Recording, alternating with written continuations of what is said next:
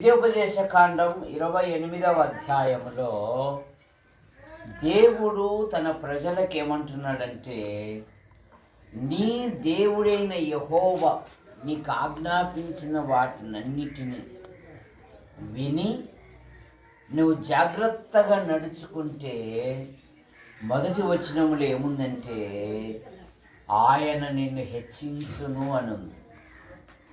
దేవుని మాట వింటే చాలు, దేవునికి లోబడితే చాలు, ఆయన నిన్ను హెచ్చించే దేవుడు అంట. పేతురు పత్రికలో కూడా అదే కదా, దేవుడు తగిన కాలమందు మిమ్మల్ని హెచ్చించున్నట్లు ఆయన బలిష్టమైన చేతి కింద దీన మనసుకులై ఉంది. ఆయన మాట వింటే చాలంట, ఆయన వాక్యానుసారంగా నడుచుకుంటే చాలంట. ఆయన నిన్ను హెచ్చించును అనే మాట మనం చూస్తాం. ద్వితీయోపదేశ కాండం 28వ అధ్యాయము 7వ వచనములు ఏముందంటే, ఆయన మాటకు లోబడితే, ఆయన మాటకు విధేయత చూపితే ఇట్లదే మన ఎవరు ఏం కాదులే, ఆయన నీకు విజయం ఇచ్చే దేవుడు అంట. ఏమిచ్చే దేవుడు? విజయం ఇచ్చే దేవుడు. ఒకటి ఆయన వినాలి కదా, ఆయనే బాప్తీసం తీసుకుంటేది. మనం వస్తుంది ఎక్కడ పెట్టుమా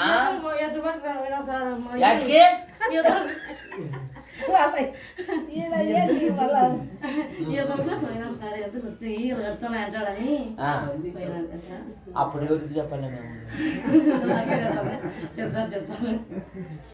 సరే, ఇక్కడ ఏముందంటే 28వ అధ్యాయంలో ఇశ్రాయేలీయులకు నీ దేవుడైన యెహోవా ఆజ్ఞాపించిన ఈ మాటలను నువ్వు గైకొంటే ఆయన నిన్ను హెచ్చించును అనే మాట మనం చూస్తాం. ద్వారపాలకుడైన మొర్దెకైని దేవుడు ప్రధానమంత్రిగా చేశాడు. అనాథైన ఎస్తేరును 127 సంస్థానములకు మహారాణిగా చేశాడు. బానిసైన యోసేపును ఐగుప్తునకు ప్రధానిగా నియమించాడు. ఎప్పుడు? ఆయన మాటకు లోబడి, ఆయన మాటకు విధేయత చూపితే. రెండవ మాట, ఆయన మాటకు విధేయత చూపితే నీకు జయం ఇస్తాడంట. ఏమిస్తాడు? జయమిచ్చే దేవుడు. 2 రాజుల గ్రంథం 18:7 ఏముందంటే, యెహోవా అతనికి తోడై ఉన్నందున అతడు వెళ్ళు ప్రతి స్థలమందు అతడు జయము పొందెను అనే మాట మనం చూస్తాం. యేసు ప్రభు వారు కూడా అన్నారు, లోకములో మీకు శ్రమ కలుగును, ఆయనను ధైర్యము తెచ్చుకునుడి, నేను లోకమును. మన తండ్రులు పిల్లప్పుడు ఏమనే వాళ్ళంటే సమస్య ఇదేంతారా, వాడు దీనికి భయపడుతున్నాడు, దేవుడు సాయం చేస్తాడు, దేవుని కొరకు నిలబడు, ఇట్లాంటివి మేము ఎన్ని చూసినామో అని మన తల్లిదండ్రులు మనల్ని ఏం చేసేవాళ్ళు? బలపరిచేవాళ్ళు, ధైర్యపరిచేవాళ్ళు, ప్రోత్సహించేవాళ్ళు. ఇక్కడ దేవుడు కూడా అదే అంటున్నాడు, మీరు ఆయనకు లోబడితే ఆయన జయమిచ్చే దేవుడు అంట. మరొక మాట ఏంటంటే, సమృద్ధిని కలగజేసే దేవుడు అంట, సమృద్ధిని ఇచ్చే దేవుడు అంట. ద్వితీయోపదేశ కాండం 28:11 చదవగలవా? 11వ వచనము చదువు. పితరులతో ప్రమాణం చేసిన దేశమును యెహోవా నీ గర్భఫలముల విషయంలోను నీ భూఫల విషయములోను నీ గర్భఫల విషయంలోను, నీ పశువుల విషయంలోను, నీ నీళ్ళ పంట విషయంలోను నీకు సమృద్ధిగా మేలు కలగజేయును. నీకు సమృద్ధిగా మేలు కలగజేసే దేవుడు, సమృద్ధి అయిన మేలు ఇచ్చే దేవుడు. ఆయన మాటకు లోబడితే నిన్ను హెచ్చించే దేవుడు. 12వ వచనములో ఏముందంటే, అందరికంటే నిన్ను ఆయన ఉన్నత స్థానములో కూర్చోబెట్టే దేవుడంట. అంత మాత్రమే కాదు, 8వ వచనంలో ఏముందంటే నిన్ను దీవించే దీవెన కలగజేస్తాడంట. 8వ వచనం చదువు, 28:8. నీ కొట్లలోనూ నీవు చేయు ప్రయత్నములన్నిటిలోనూ నీకు దీవెన కలుగునట్లు యెహోవా ఆజ్ఞాపించును. దీవెన కలుగునట్లు 8వ వచనంలోనే నీకు ఆశీర్వాదము కలగజేస్తాడంట. ఏం కలగజేస్తాడంట? ఆశీర్వాదం కలగజేస్తాడంట.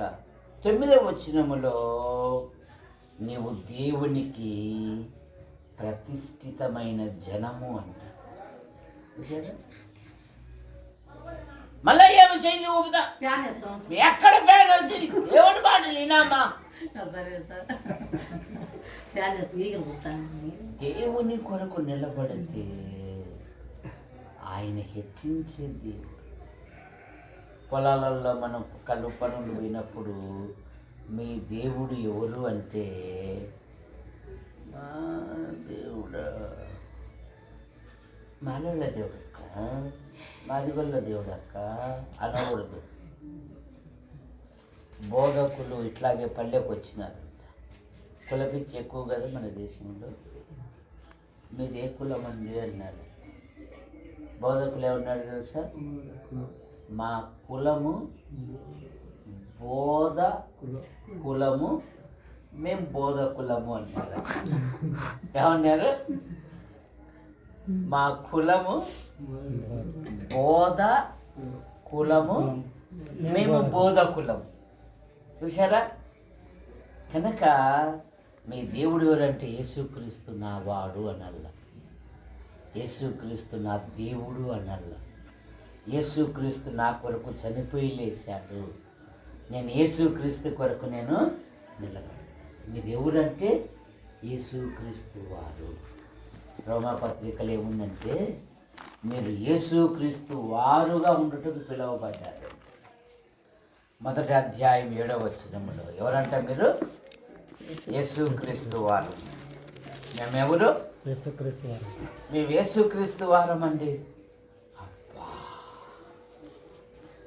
ప్రార్థన చేసుకుంటాం. ఇంకా ఆయన పేరు ఏం పేరమ్మా? ప్రేమించిన మా తండ్రి, బాబు గారు అక్కను బట్టి వారి కలిగిన పశువులు పంట పొలాలను దీవించండి, సంతానాన్ని దీవించండి.